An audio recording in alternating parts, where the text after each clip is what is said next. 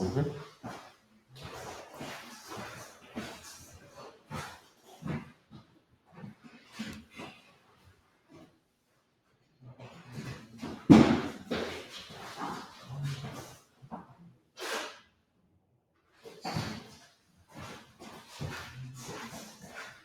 Can you please remove chairs?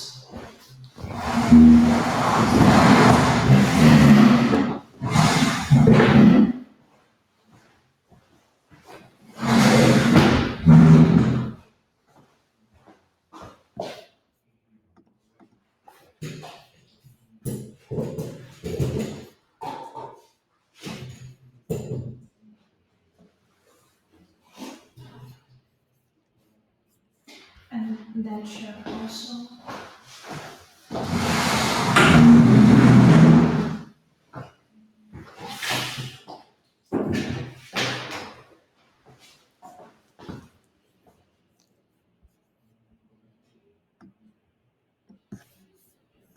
Okay, good. Okay, so I start live session. Hey guys, welcome to Crafting the Perfect College Essay. Here we're going to be talking about exactly what you need in order to create the Common App essay, which is probably the most fundamental aspect of the entire application process, right? It's the very first thing that they're going to start. Now, before we begin, I'm going to tell you a little bit of a story, okay? And I've said this story on multiple occasions, so those of you who know it, congratulations to you. But this legitimately happened in one of the like the key moments involving the college application that has a real story to it. So I was working with a student. This was about 5, 6 years ago. It was pre-COVID, and basically we couldn't figure out what to write. Right? We started off with one random draft about him playing tennis, useless. Okay. Then we created another draft about his parents' involvement in immigrating, boring garbage. All right. And we were on the third version of the draft. At this point, we're just coming up with random ideas, right? We're speaking to his parents. His parents is like, we don't know what to write about. Nobody knows, okay? So I'm like frustrated and at my wits' end. And I remember it was a Wednesday at like 11 o'clock at night. And it was the only time I got to call him because he's panicking. Parents are panicking. Everybody's panicking at this point. So I call him up and I go, all right, just start talking. Let's just work through this. Let's talk through this, okay? What do you like to do? And Kate goes, I like to play video games. I was like, okay, what kind of video games? He goes to me, my favorite video game is Mario Kart. I was like, okay, well, this is going to be kind of pointless, but whatever. Let's just roll with this, right?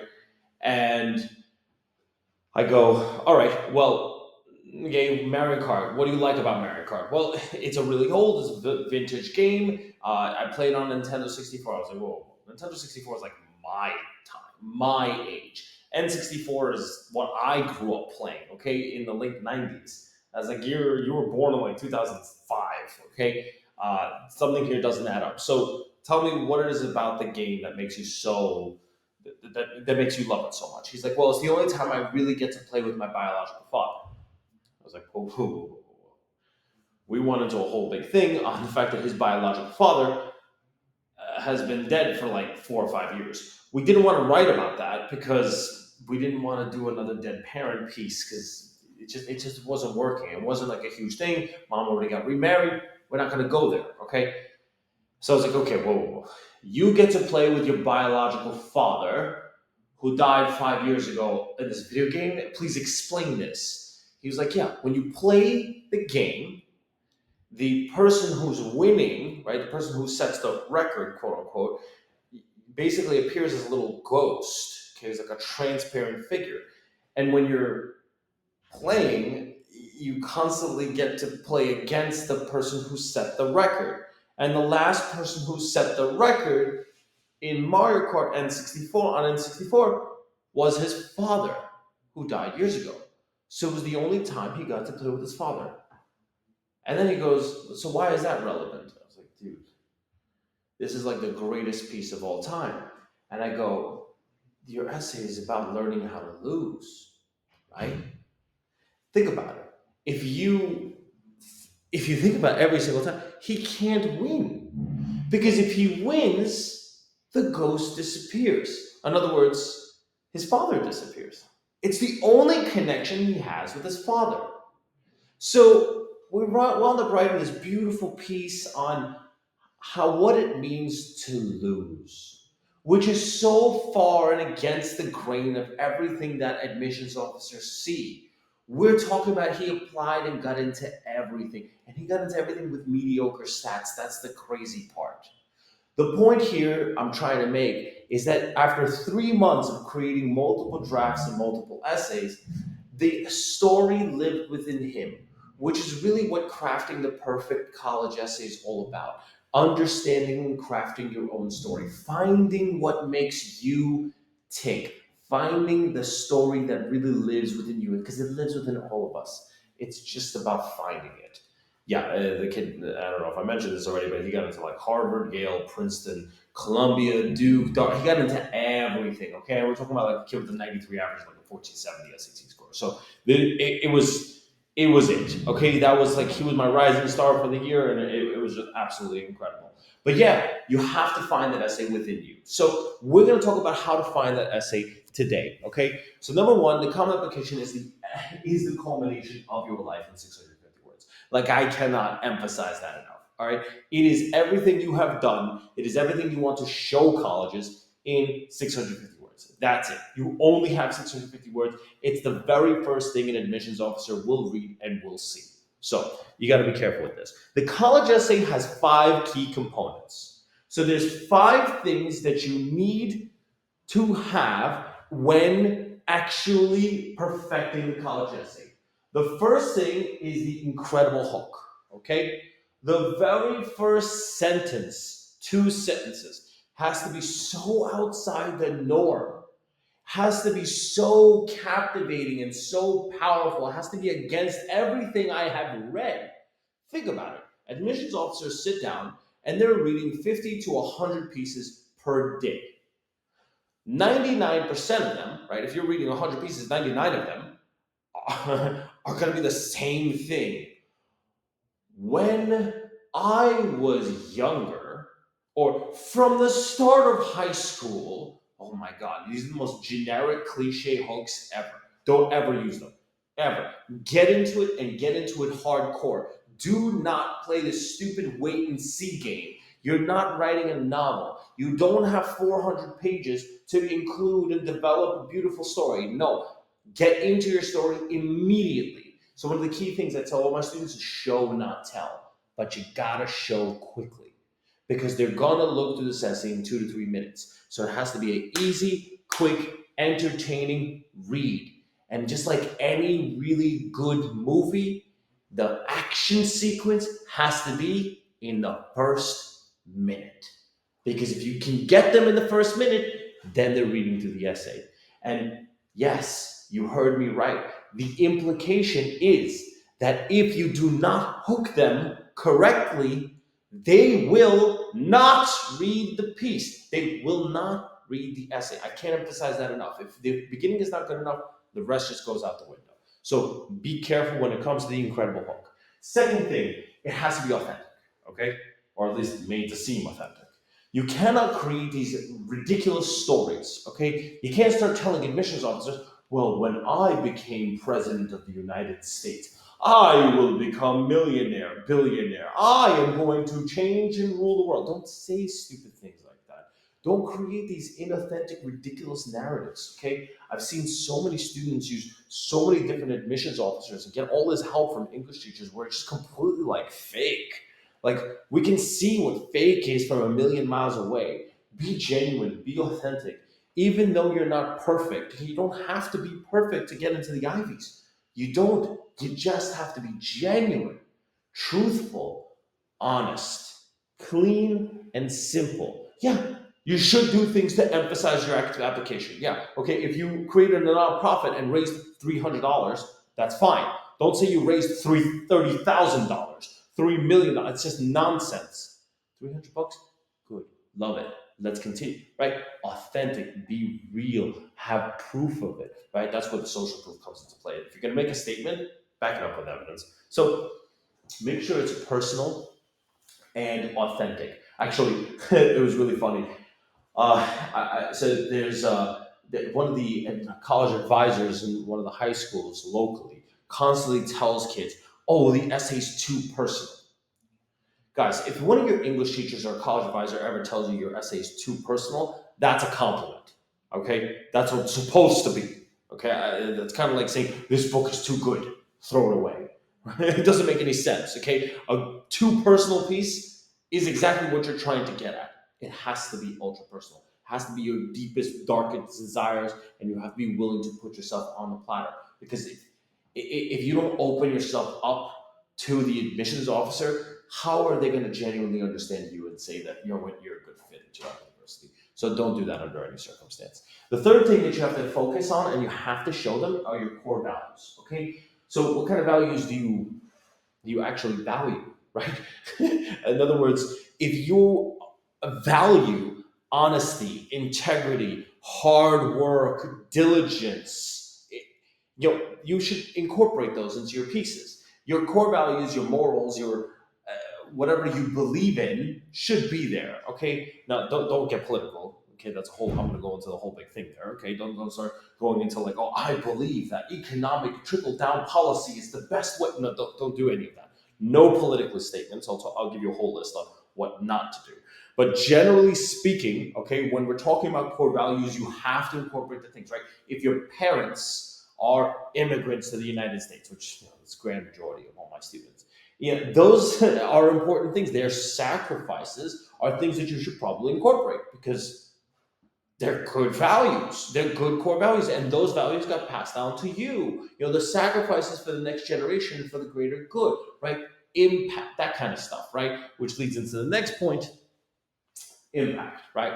So impact is really about incorporating specific examples, showing and not telling what specific concepts you really want to get into. Okay, your impact on the world has to be crucial. You have to show that you have a certain level of impact. And of course, last but not least, is emotion. The piece has to show emotional charge. Without a sense of emotional charge, without a sense of emotional well-being, you're kind of not giving them an understanding of who you are or what you want to say. So you really want to focus on that emotional tie. You want to have them laugh. You want to have them cry. You want to have them think that this piece is so out of the ordinary. One of my old students actually wrote about the fact that every single time something horrible happened in her life, funerals, car crashes, injuries, so on and so forth, every single time she would have a bird poop on her. Every single time. It was like the first thing that came out of her mouth. And I was like, really? She's like, yes, it's the dumbest thing ever. And I laugh every single time because it's absolutely insane. Because it literally happens every single time. I know if somebody died, I'm going to get literally, quote unquote, shit on. Okay. And we literally wrote a piece about that. Okay. It was literally named Bird Poop. And it was the funniest piece ever with like these undertones of horrible things that have happened to her. Long story short, Harvard, done. Okay, it was so out of the ordinary and so funny. It was so cool that you can't really help but do stuff like that. Okay, you have to do that. So let's break this down step by step. All right, step one, brainstorming. Okay, when you're brainstorming, you have to just start journaling. Now, some of you journaled when you were kids and then stopped. Some of you still journal to this day. If you still journal to this day, great, then step one's already done. You can take your journal assignments and put them in and find something in there that's truly amazing. But I'll give you one further when we get to step two. But journaling is a really important way of just starting to get your thoughts on paper. Now, to be clear, journaling comes in a lot of different forms nowadays. If you're good in front of a camera, literally record yourself. If you're not good in front of a camera, audio record yourself. Okay, so I have so many students who are literally journaling by just recording things about themselves. I say, record stuff. Just do an audio recording, talk to yourself for 30 minutes, an hour, 2 hours, and you'd be shocked on what comes up if you just start talking about your life, talking about your emotions, talking about things that happen to you, talk about anything. And you don't understand what's important. You do not understand what's important and what'll come out. That's the key. We think that we're so boring. None of us are boring. We're all incredibly unique in our own way. It's just up to us to actually put it on paper and find those incredible things. And that's not easy. That is not easy. But if you do the journaling and you start just writing random things on a daily basis, you'd be shocked on what comes out of your mouths or on paper or recording. You get my point, okay? Now, so let's just say you start journaling every single day, right? You start breaking this down, you start really going through this, you journal every little detail. Step two, ChatGPT. No, be warned, okay? I'm going to be a warning and disclaimer. No, this is not what you think. Let's be clear. Admissions officers will be able to smell ChatGPT from a mile away and they will automatically reject you. Guys, if you use ChatGPT to write your essays, you will get rejected. Period. End of story. Thrown out. You are committing academic fraud, dishonesty. They will not allow that in their universities. End of story. Just a warning. Okay? You cannot touch ChatGPT. Not when it comes to the actual writing part. But what you can use it for is to take all your journaling assignments, right? So let's just say, for example, you journal for whatever, like 2-3 weeks, okay? So you've got 20 pieces of writing, right? 20 pages. That's a lot, all right? That's a lot of data. It doesn't have to be 20 pages, but it could be like 10 pages. Even if it's 8 pages, it's still a lot. Take that, copy into ChatGPT, and literally use the following prompt, okay? You are a college admissions officer with over 15 years of admission experience who's a master essay writer. You are going to help consolidate the information I would provide and give me the best ideas for a college essay based on the information provided. Keep the response to bullet points only. Only use the information I provide and do not use any outside information or sources. Then copy and paste your essay, and you will get bullet point lists of what topics, what are the most important, viable, useful concepts that you can create here. And you're going to get it in literally 30 seconds, okay? Which is freaking fantastic because normally it would take you like hours, okay? You're not going to sift through your own information. It's going to be too difficult. And from there, you're going to get a couple bullet points of things that you can actually use, actually write about, which is so super cool, okay? So this is like a new tool that we use. Let's be clear, whatever information it gives you, you can use the ideas, but that's it. Don't even copy and paste whatever ideas ChatGPT gives you. If you use those ideas and shove them into your actual essay, you're a big problem. So let's just say, for example, I wrote this amazing piece about me living in this a rural area, okay, with these flowers, and I would just grow these plants, right? And ChatGPT gave me like the growth of a flower similar to the growth of your life. Okay, it's the most like cliche thing ever. Don't ever use that idea, but whatever. Okay, you get my point. If ChatGPT gave me that concept, I would be like, okay, well, what about my life have I grown with? Okay, well, I have grown up and grown up by building my own business, right? That has been like a major growth in my life. All right, so I take the growth in my life and I apply it and I literally write an essay based on that. Okay, I take those different ideas and I roll with it and I include examples of myself. And the whole essay has to be one giant example. That's really the key thing. So now that we threw it into ChatGPT, now we're going to go into step 3. But before I go into that, let's do another disclaimer. Do not copy anything you got from ChatGPT. Do not. Do not. Do not. You can use the ideas, but you cannot copy anything. Okay? So step 3, draft. Now, when you're drafting this essay, really we should focus on 3 specific steps. Okay, your first draft has to be just simply putting your thoughts on paper, right? You got the ideas from ChatGPT. Then you're going to just put the thoughts on paper. Just free write it, right? Growth from flowers equals growth of my life and my business, whatever. Then go into specific examples of growth from my business, right? What specific times have I grown about my business? What specific times have I seen massive improvements in my life? Changes in my life, growth in my life, whatever. Doesn't matter. I don't care. The point here is that your first draft has to be a flat out free write. It doesn't even have to be English. It just has to be written. It's got to be on paper. Hell, just use an audio text message feature. It doesn't make a difference. Just don't touch ChatGPT for the 50th time. Okay? Once you have that first draft, and that first draft is going to be like 2, 3 pages. It's not going to be 650 words. Let's be really clear. But once you have that draft, then you're going to edit and you're going to organize. Okay, you're going to make it sound like an actual essay. And again, it should not be 650 words at this point. It should be over 1,000. Okay, so don't worry about that, but just make it sound like English. All right. So just to be clear, let's back it up again. Journal for a couple weeks. Take your journal, shove it into ChatGPT. ChatGPT will give you some ideas of what you can write about. Take a couple of those ideas, right, 1 or 2, and actually write some crap. And when I mean some crap, make it crap. It doesn't have to be good. Okay, we're nowhere near getting a good part. Write some stuff. Once you write some stuff, then you're going to actually edit and organize it. Then you're going to see if it's a coherent essay. At this point, at step 2, you're going to realize, okay, well, is this like a viable topic? Is this something I can actually use or not? And you should be able to see that from a mile away. Like, is this actually good or no? Right? And you should be able to like, okay, well, this kind of good. If it's kind of good, great. You're on the right track. If it's absolute horseshit, then throw it out. All right? It's just very simple. Again, kind of good. All right? This should be in the very, very beginning stages. But you should be like somewhat getting proud of what you have. All right? Now, once you have that, then you're going to create a second draft. What do I mean by create a second draft? Okay, now you're going to really start molding this together. And this is where the outline and the timelines and everything has to fit.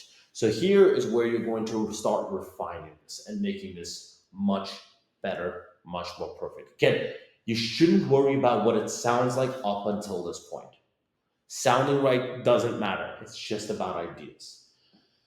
Now, when we're on step 4, this is the refinement process. This is where you're going to have a solid essay outline.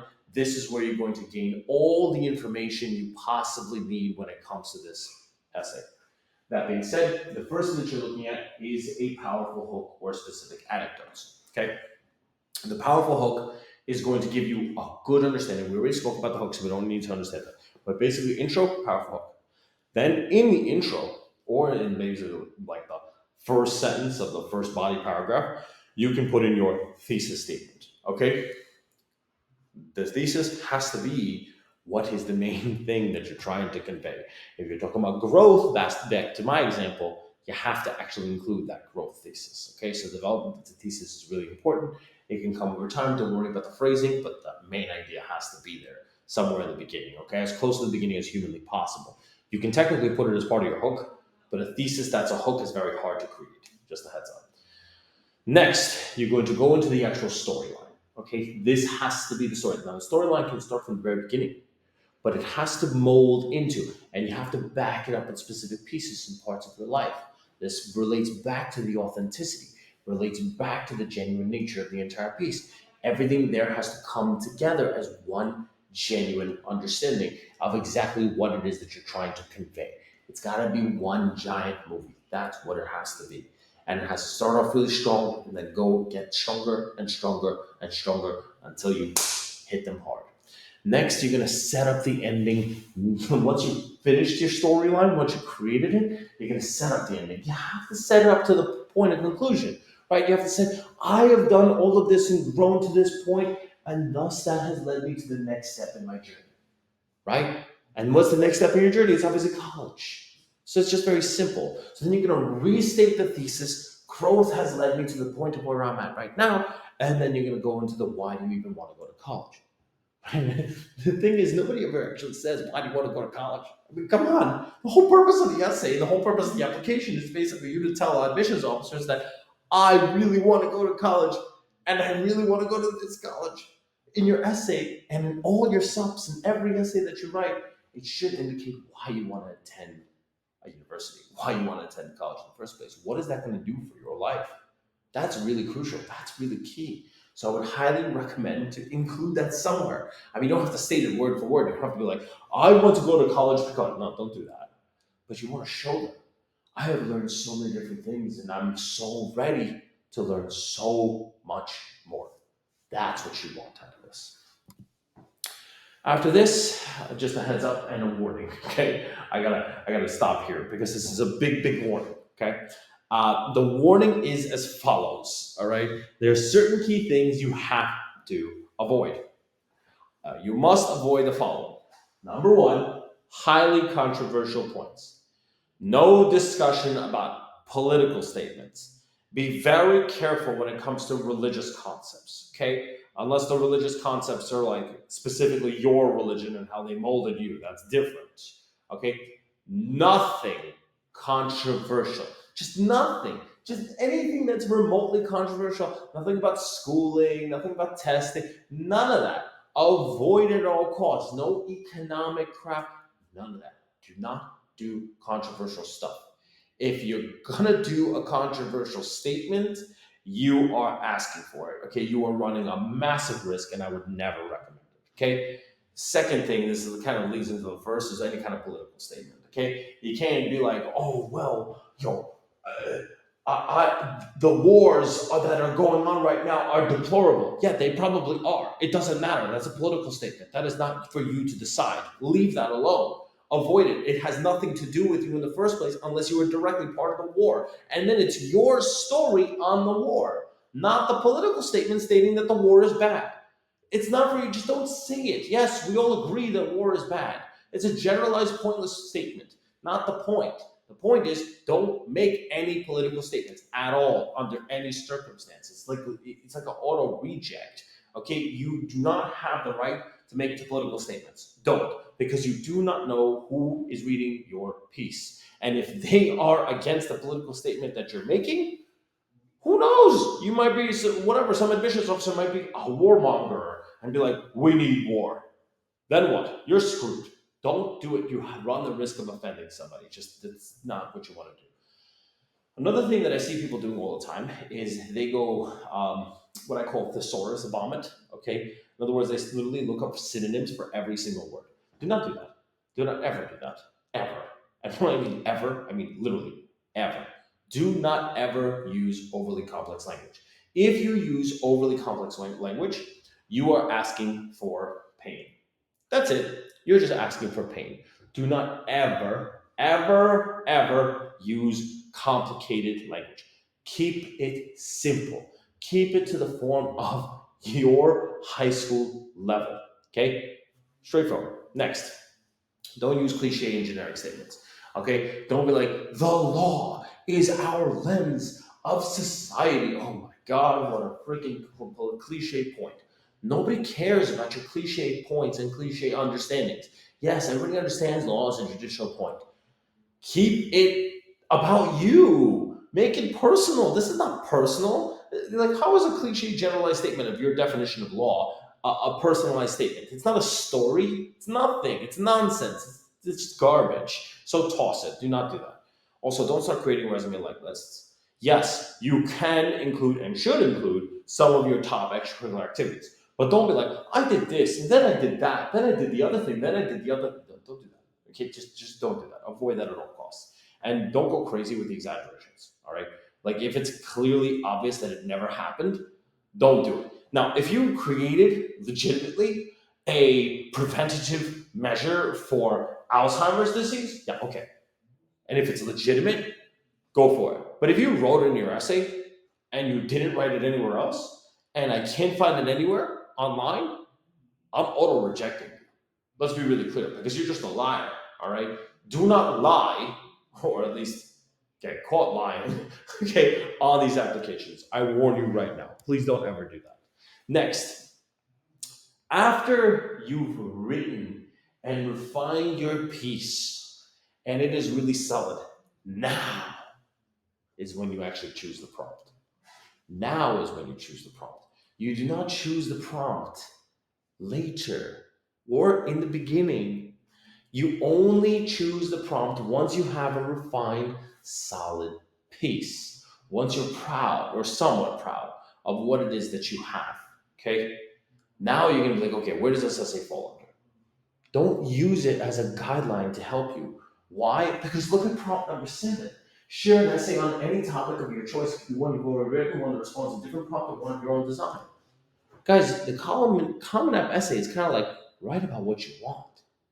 Don't go nuts with this, please. Okay, there's so many different prompts in so many different ways. Choose whatever fits you, and honestly, any of them fit your personal statement. So, worst case scenario, you can always choose number seven. So don't go crazy with this. Now I have to put a little disclaimer. A couple years back, this was actually more than a couple years back. This was almost like a decade ago. But anyway, one of my students showed their essay to one of their friends. Okay, and her friend liked it so much and thought it was so good that she took the essay, copied and pasted it, and submitted the essay. So I'll just rephrase that, right? So student X had a perfect essay that she was starting to get peer reviewed, which is basically the next step. And she took the essay and she sent it over to one of her close friends. And she said, "Here, go read the essay. Okay, I want you to read the essay. Give me any feedback you possibly have." Okay. Her friend liked the essay so much, she copied and pasted it, put it into her application process, and submitted. And then she told my student, student X, that, "Oh, don't worry, you just create another one with John." Anyway, yeah, that actually happened. All right. And then when her parents called me and told me what had happened, I said, "You're an idiot." And that's what I said. "You're an idiot." Those are the exact words I chose. I am not writing another essay or helping you in any possible way. You dug your grave, you sleep in it. That's it. That was the end of that. They got all pissed. I'm like, "I have nothing to do with anything. I do not care. Not my problem. You go and try to get the essay back or tell colleges. I don't know what to tell you. That's your problem, your issue."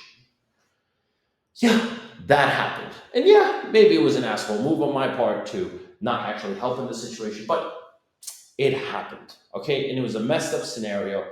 Long story short, make sure, make sure that everyone you give it to read, you trust.